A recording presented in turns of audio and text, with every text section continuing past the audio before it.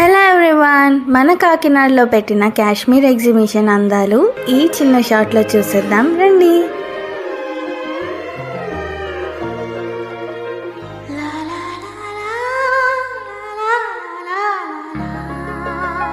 la la la la la la la la la